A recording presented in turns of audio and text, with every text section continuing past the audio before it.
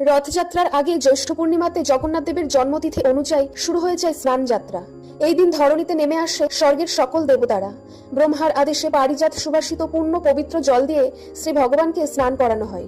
মন্দিরের ভেতরে স্বর্ণকুণ্ড থেকে জল এনে পাবনানী মন্ত্র দ্বারা সেই জল শুদ্ধ করে সোনার কলসে করে জগন্নাথ দেব, বলরাম ও সুভদ্রা দেবীকে স্নান করানো হয়।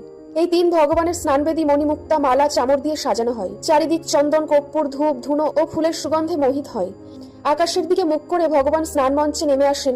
চারিদিকে তখন ধ্বনিত হতে থাকে জয় জগন্নাথ। স্নানের সময় ভগবানের শ্রী অঙ্গ ধুয়ে যে জল নেমে আসে তা খুব পবিত্র বলে গণ্য করা হয়। স্নান ও কর্পূর আরতির পর শুরু হয় জগন্নাথ দেবের ফুল সাজের পালা। নানা রঙের ফুল ও মালায় সজ্জিত হয় তিন দেবতা। এইভাবে স্নানের পর গজানন বেশে ভক্তদের দর্শন দেন জগন্নাথ দেব। এইভাবে স্নানের পর জগন্নাথ দেবের জ্বর আসে। এরপর 15 দিন রাজবৈদ্যের চিকিৎসার পরে সুস্থ হন জগন্নাথ দেব। এরপর শুরু হয় জগন্নাথ দেবের মহারথযাত্রা। জগন্নাথ দেবের ভক্ত হলে চ্যানেলটি সাবস্ক্রাইব করবেন।